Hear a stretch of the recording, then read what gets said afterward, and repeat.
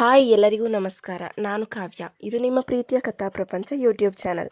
ಯಾರೆಲ್ಲ ಏನೋ ಸಬ್ಸ್ಕ್ರೈಬ್ ಮಾಡ್ಕೊಳ್ದೇನೆ ಕಥೆನ ಕೇಳ್ತಿದ್ದೀರೋ ಪ್ಲೀಸ್ ಸಬ್ಸ್ಕ್ರೈಬ್ ಮಾಡ್ಕೊಂಡು ಸಪೋರ್ಟ್ ಮಾಡಿ. ಹೃದಯದ ಒಡತಿ ಅಧ್ಯಾಯ 70. ಮಾಧವಿ ಮಧ್ಯರಾತ್ರಿ 1 ಗಂಟೆ ಸಮಯದಲ್ಲಿ ಗ್ರಂಥ್ಮನೆಗೆ ಬಂದು ನಿಶುಳ ಎದುರು ಕಾಲ ಮೇಲೆ ಕಾಲ ಹಾಕಿ ಗರ್ವದಿಂದ ಕೂತಿದ್ದಾಳೆ. ನಿಶು ಚಡಪಡಿಸುತ್ತಲೇ ಅವಳ ಎದುರು ನಿಂತವಳು ಅವರಾಗಿಯೇ ಮಾತಾಡುವ ತನಕ ತುಟಿ ಬಿಚ್ಚದೆ ಸುಮ್ಮನೆ ನಿಲ್ಲುತ್ತಾಳೆ. ಏನೇ ಮಳ್ಳಿ ಹಾಗೆ ನಿಂತಿದ್ದೀಯಾ? ಯಾಕೆ ಬಂದಿದ್ದೀನಿ, ಅದು ಇಷ್ಟೊತ್ತಿನಲ್ಲಿ ಅಂತ ಕೇಳಲ್ವಾ? ಇಲ್ಲ ಮೇಡಮ್, ಯಾಕೆ ಕೇಳಬೇಕು? ಇದು ನಿಮ್ಮ ಮಗನ ಮನೆ, ಬಂದಿದ್ದೀರಾ, ಅದನ್ನು ಪ್ರಶ್ನಿಸೋ ಹಕ್ಕು ನನಗಿಲ್ಲ, ಸ್ಪಷ್ಟವಾಗಿ ಹೇಳಿದ್ದಳು. ಹೋ, ರೈಟ್ಸ್ ಬಗ್ಗೆ ಮಾತಾಡಿದೆ ನೋಡು, ನಾನು ಅದೇ ವಿಷಯಕ್ಕೆ ಬರೋಣ ಅಂದ್ಕೊಂಡಿದ್ದೆ. ಅದು ಸರಿ, ನನ್ನ ಮಗನ ಮನೆಯಲ್ಲಿ ನಿನಗೇನು ಕೆಲಸ? ಅದು ಮೇಡಮ್, ಅಂಕಲ್ ಹೇಳಿದ್ರು. ಮುಚ್ಚು ಬಾಯ್. ಅಂಕಲ್ ಹೇಳಿದ್ರು, ಮಾವ ಹೇಳಿದ್ರು, ಊರವ್ರು ಹೇಳಿದ್ರು, ನಿನ್ನ ತಲೆಯಲ್ಲಿ ಸ್ವಂತ ಬುದ್ಧಿ ಇಲ್ವೇನೆ? ನಿಮ್ಮ ಅಪ್ಪ ಅಮ್ಮ ಹೀಗೆ ಮದುವೆ ಆಗದೆ ಇರೋ ಹುಡುಗನ ಮನೆಯಲ್ಲಿ ಹೋಗಿ ಠಿಕಾಣಿ ಹೂಡು ಅನ್ನೋ ಬುದ್ಧಿಯನ್ನೇ ಹೇಳಿಕೊಟ್ಟಿದ್ದಾರಾ? ಸೋಫಾಯಿಂದ ಎದ್ದವಳು ಅಬ್ಬರಿಸಿದ್ದಳು. ಮೇಡಮ್, ಮಾತು ನಮ್ಮ ನಿಮ್ಮ ನಡುವೆ ಇರಲಿ, ಮಧ್ಯೆ ನನ್ನ ಅಪ್ಪ ಅಮ್ಮ ಬರುವ ಅಗತ್ಯ ಇಲ್ಲ. ಸಂಸ್ಕಾರ ಬುದ್ಧಿ ವಿಷಯಕ್ಕೆ ಬಂದರೆ, ನಿಮ್ಮ ತಂದೆ ತಾಯಿ ಕಲಿಸಿರೋ ಬುದ್ಧಿಗಿಂತ ದುಪ್ಪಟ್ಟು ಒಳ್ಳೆಯ ಸಂಸ್ಕಾರ ನನ್ನ ತಂದೆ ತಾಯಿ ಕೊಟ್ಟಿದ್ದಾರೆ ಎಂದು ತಿರುಗಿ ಮಾತಾಡದವಳು ಇಂದು ಮಾತಾಡಿದ್ದಳು. ಕಾರಣ ಅವಳ ತಂದೆ ತಾಯಿ ವಿಷಯಕ್ಕೆ ಬಂದದ್ದು. ಅವಳ ಧೈರ್ಯವೇ ಅವರಲ್ಲವೇ? ಏನೇ ಅಂದೆ? ಹಲ್ಲು ಕಡಿದವಳು. ಕಾಣಿಸ್ತಿದೆ ನಿನ್ನ ಸಂಸ್ಕಾರ. ಬರೀ ಮನೆಗೆ ಬಂದಿದ್ದೀಯೋ ಇಲ್ಲ ರೂಮಿಗೆ ಎಂಟ್ರಿ ತಗೊಂಡಿದ್ದೀಯೋ? ಇನ್ನೂ ಸ್ವಲ್ಪ ದಿನಕ್ಕೆ ಹೊಟ್ಟೆ ಬರೆಸಿಕೊಂಡು ನನ್ನ ಸೊಸೆ ಆಗೋ ಚೀಪ್ ಪ್ಲ್ಯಾನ್ ಮಾಡ್ತಿದ್ದೀಯಾ? ಕಿವಿ ಮುಚ್ಚಿಕೊಂಡವಳು. ಛೀ, ಅದೆಷ್ಟು ಹೊಲಸಾಗಿ ಮಾತಾಡ್ತೀರಾ? ನಿಮ್ಮ ಮಗನ ಮೇಲೆ ನಿಮಗೆ ನಂಬಿಕೆ ಇಲ್ಲ ಅಂದರೆ ನೀವು ಒಬ್ಬ ತಾಯಿನ? ನನ್ನ ಮಗ ಬೆಂಕಿ ಅನ್ನೋದು ನನಗೆ ಗೊತ್ತು ಕಣೆ. ನಾನು ಹೇಳಿದ್ದು ನಿನ್ನ ಬಗ್ಗೆ. ನೋಡೋದಕ್ಕೆ ತೆಳ್ಳಗೆ ಬೆಳ್ಳಗೆ ಚೆನ್ನಾಗಿಯೇ ಇದ್ದೀಯಾ. ಒಂದೇ ಮನೆ, ನೈಟ್ ಬೇರೆ ಇಬ್ಬರೇ ಇರ್ತೀರಾ. ನನ್ನ ಮಗ ಹೀರೋ ಇದ್ದಾಗಿದ್ದಾನೆ. ನೀನೇ ಹತ್ತಿರ ಹೋದರೆ ಅವನು ತಾನೇ ಹೇಗೆ ಬಿಡ್ತಾನೆ? ಎಷ್ಟೇ ಆದರೂ ಗಂಡಸಲ್ವಾ? ಅದಕ್ಕಿಂತ ಹೆಚ್ಚು ನಿನ್ನ ತಾಯಿನೂ ಹೀಗೆ ಓಡಿ ಹೋದವಳಲ್ವಾ? ತಾಯಿಯಂತೆ ಸೀರೆ, ನೂಲಿನಂತೆ ಮಗಳು. ಗಾದೆನೇ ಇಲ್ವಾ? ನೋಡಿ, ಪದೇ ಪದೇ ನನ್ನ ತಾಯಿ ವಿಷಯ ತಂದರೆ ಚೆನ್ನಾಗಿರೋದಿಲ್ಲ.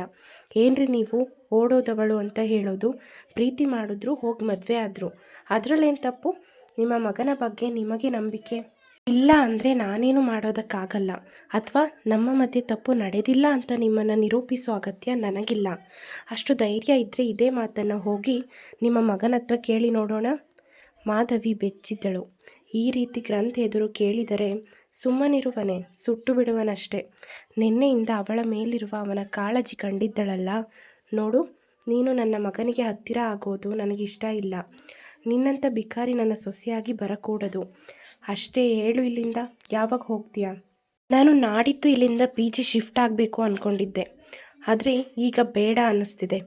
ಸ್ವಲ್ಪವೂ ಧೃತಿಗಿಡದೆ ಅವಳು ಮಾತಾಡುತ್ತಿದ್ದ ರೀತಿಗೆ ಕೋಪದಿಂದ ಹೇ ಎಂದಿದ್ದಳು.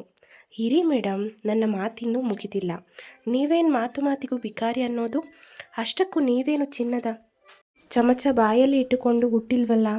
ಮಾವ ಎಲ್ಲನೂ ಹೇಳಿದರೆ ನೀವೆಷ್ಟು ಕಡುಬಡತನದಿಂದ ಬಂದಿರೋದು ಅಂತ.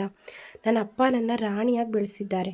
ಮತ್ತು ಅದೇನದು, ನಿಮ್ಮ ಮಗನಿಗೆ ಹತ್ತಿರ ಆಗಬಾರ್ದು, ನಿಮ್ಮ ಸೊಸೆ ಆಗಬಾರ್ದು ಅಂತ ಹೇಳ್ತಿದ್ರಲ್ಲ? ನಿಮ್ಮ ಮಗನಿಗೆ ಹತ್ತಿರ ಆಗ್ತೀನಿ, ಮದುವೆನೂ ಆಗ್ತೀನಿ. ಸರಿಯಾಗಿ ನೋಡಿಕೊಳ್ಳಿ. ಇದೇ ಮನೆಯಲ್ಲಿ ನಾನು ಗ್ರಂಥ ಒಟ್ಟಿಗೆ ಬಾಳ್ತೀವಿ, ದೃಢವಾಗಿ ನುಡಿದಿದ್ದಳು. ಮಾಧವಿಗೆ ಅವಳ ಈ ಪರಿಯ ಧೈರ್ಯ ಆಶ್ಚರ್ಯವೇ ಸರಿ. ನಾನು ಬದುಕಿರೋವರೆಗೂ ಅದು ನಡೆಯೋದಿಲ್ಲ, ನಡೆಯೋಕೆ ನಾನು ಬಿಡೋದು ಇಲ್ಲ. ಸರಿ, ನೋಡಿಯೇ ಬಿಡೋಣ. ಹೇಳಿದಂತೆ ಮಾಡದೆ ಹೋದರೆ ನಾನು ನಿಶ್ಚಿತ ಆನಂದ ಅಲ್ಲವೇ ಅಲ್ಲ. ಮಾಧವಿ ಅಷ್ಟು ಸುಲಭವಾಗಿ ಅವಳನ್ನು ಬಿಡಲು ಒಪ್ಪದವಳು. ಛೀ, ಅಷ್ಟು ಹೇಳ್ತಿದ್ದೀನಿ ನನ್ನ ಮಗನಿಂದ ದೂರ ಇರುವಂತ. ಆದರೂ ನೀನು ಕೇಳ್ತಿಲ್ಲ ಅಂದರೆ ನನ್ನ ಮಗ ಒಬ್ಬನೇನ ಸಿಕ್ಕಿದ್ದು? ಊರು ತುಂಬ ಬೇರೆ ಗಂಡಸರು ಸಿಗಲ್ವೇನೆ ನಿನಗೆ? ಇದೇ ಪ್ರಶ್ನೆ ನಾನು ನಿಮಗೆ ಕೇಳ್ತೀನಿ. ಪ್ರಪಂಚದಲ್ಲಿ ಗ್ರಂಥ ವಯಸ್ಸಿನವರು ತುಂಬ ಜನ ಇದ್ದಾರೆ, ಆದರೆ ಇಷ್ಟು ಒಳ್ಳೆ ಮನಸ್ಸಿನ ಗ್ರಂಥ ಅವರಿಗೆ ನೀವ್ಯಾಕೆ ತಾಯಿ ಆದ್ರಿ? ನಿನ್ನ ಕತ್ತು ಇಚ್ಕುವಂತೆ ಮುಂದೆ ಬರುತ್ತಾಳೆ. ನಿಶು ಕೈಕಟ್ಟಿ ಸುಮ್ಮನೆ ನಿಂತಿದ್ದಳು. ನೆಲಕ್ಕೆ ಕಾಲಪ್ಪಳಿಸಿ ಮಾಧವಿ ಹೊರಟು ಹೋಗುತ್ತಾಳೆ.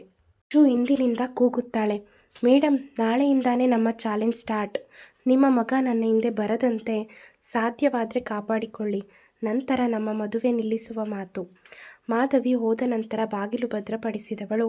ಓ ಗಾಡ್, ನಿಜವಾಗ್ಲೂ ಇಷ್ಟೊತ್ತು ಮಾತಾಡಿದ್ದು ನಾನೇನಾ? ಹೌದು, ಗ್ರಂಥವರ ಪ್ರೀತಿಯೇ ನನ್ನ ಧೈರ್ಯ.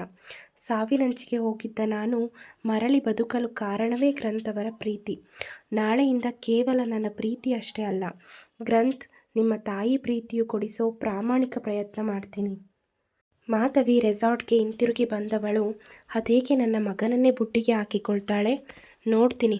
ಗೊಣಗುತ್ತಿದ್ದವಳ ಹೆಗಲ ಮೇಲೆ ಕೈ ಇರಿಸಿದ ರವಿಕಾಂತ್ ಗಡುಸಾಗಿ ಇಷ್ಟೊತ್ತಿನಲ್ಲಿ ಎಲ್ಲಿಗೆ ಹೋಗಿದ್ದೆ ಪ್ರಶ್ನಿಸುತ್ತಾರೆ. ಸೀರೆ ಮರೆತು ಬಂದಿದ್ದೆ, ತರೋದಕ್ಕೆ ಮನೆಗೆ ಹೋಗಿದ್ದೆ. ಮೊದಲೇ ಉತ್ತರ ಸಿದ್ಧವಾಗಿತ್ತು. ಮುಂದುವರೆಯುವುದು.